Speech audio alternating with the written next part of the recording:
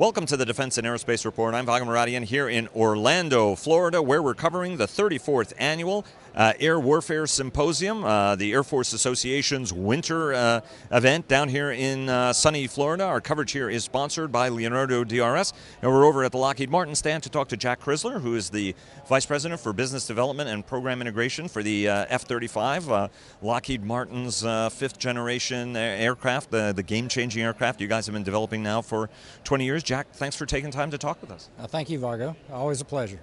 It is. You guys are, it's amazing that some 200 some odd aircraft are already out there in operational service. The Air Force has used them on show of force missions. The Marine Corps has also been using them, and they're forward deployed in Japan. A lot of the customer nations already have their hands on some of the airplanes. Talk to us a little bit, though, and I want to start with the production rate. The ramp rate for this program was supposed to have been significantly higher at this point. The Air Force has already said that it needs 150 jets a year to start to recapitalize what is, as Dave Deptula loves saying, a geriatric fleet. Talk to us a little bit about, we're going to go from 42 to 46. Talk to us about the ramp rate and where you need for this program. You're already starting to deliver on some of those cost numbers, but really ramp and rate are key to you guys getting to that affordability targets. Talk to us a little bit about how you're working with the customer, how your guys are doing stuff on your end, but where you need that number to really get to for the program to be delivering what it is that everybody's been expecting out of it. Right. We've been working on the plan to get to rate for quite some time, and some of our subcontractors that are lead time away 3 years, 4 years, are already at that point right now. From an infrastructure standpoint, the plant in Fort Worth, Texas is already increasing the EMAS stations and getting ready for that ramp rate as well. So you're right, we have gone about 40% a year as we deliver aircraft over the last 3 years. And that's the key to getting to the economics that we want to get to eventually. So far it's been learning and stick rate. We've gone from 160,000 hours touch labor per unit to about 40,000 hours. So we're doing a good job on the learning curve right now. And the stick rate from the supply chain, parts that come in that stay on the airplane during the development and production program have gotten a lot better as well. So now it's key that we start ramping up. And if you look at the ramp rate that we were predicting going out, it was about half and half U.S. government to international. So that also kind of gleans the importance of the international partnership as we go forward and how much they depend on the U.S. government to ramp up as well. So what we would like to do is hit that trajectory going up, get to the most economical and efficient level we can on the production program and stay there as long as we can. We don't want to perturbate up and down. Do you know at what point you're going to be hitting some of these rates? Because there is a big concern that the money infusion that the Defense Department's going to get is going to be a 2-year money infusion, and then we're going to start going back to lean years. Have you guys built into any of your planning and consideration what happens if you end up hitting 60 and then maybe stay at 60 or maybe even go back to 42? So, all of this is the function of a DoD look at budgets, priorities, how they're going to balance all of those things going forward. So we've tried to remain flexible with the U.S. government and how we do this. If you look at the U.S. Air Force's annual procurement, and even probably a better indicator is DoD's annual procurement, it's increasing about 10% a year, and that's consistent with the budget hits that or pluses that we're seeing coming in this 2-year cycle, as you mentioned. So. That's a function of them doing their planning and force mix analysis and prioritizing and balancing all of those things. And we'll just work with OSD and the services as we go through this. Let me ask you about some of the lessons learned that you guys are folding in. I mean, obviously the whole program is tried to shoot for an iterative thing, sometimes to its detriment. But talk to us a little bit about what you're feeding in, what's some of the feedback you're getting in from the customer who's on the front edge and starting to use the airplane that's changing. Whether it's support equipment, we were aboard USS America. Marine Corps is very eager, has the airplane, but is concerned about the size, for example, of the support equipment that are going to go on ship. You guys are working that side of the problem. Talk to us a little bit about all of these inputs, how they're feeding in now that this airplane is becoming operationalized, and the things you guys are doing to make life easier out there for the folks who are working on the jet. So clearly, as you said, we're shifting our focus from a production mentality to an operational mentality, and that means how we go and field the capability and how we sustain it. And then once we have that in place, how do we modernize that? So clearly we're making that shift right now.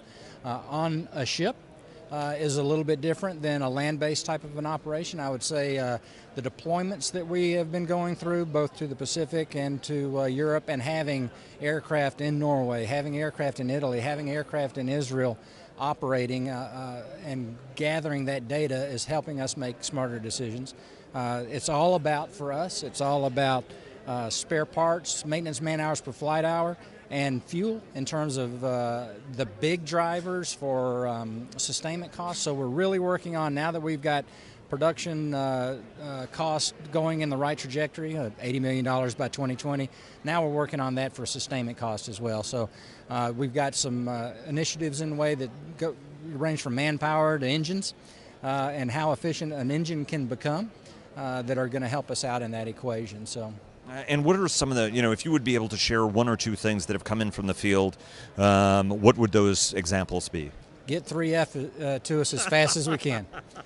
3F has really turned out to be a very stable platform, and it provides all the entire envelope for the airplane and the extra capability for the sensor suite as well. So it's turned out, it took a while to get exactly the right load that we want, but the 3F load that we're putting in jets right now and are going to take to the field are really proven to be a very capable software load. And at what point are the airplanes out there all going to be retrofitted with that? So that's a service decision and a JPO decision. We'll support whatever they want to do. There have been instances where they have asked us to prioritize, so we've done that.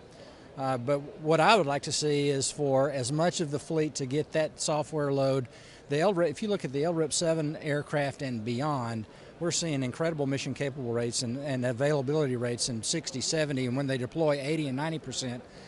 But the other earlier software loads and earlier aircrafts are suffering a little bit from an availability standpoint.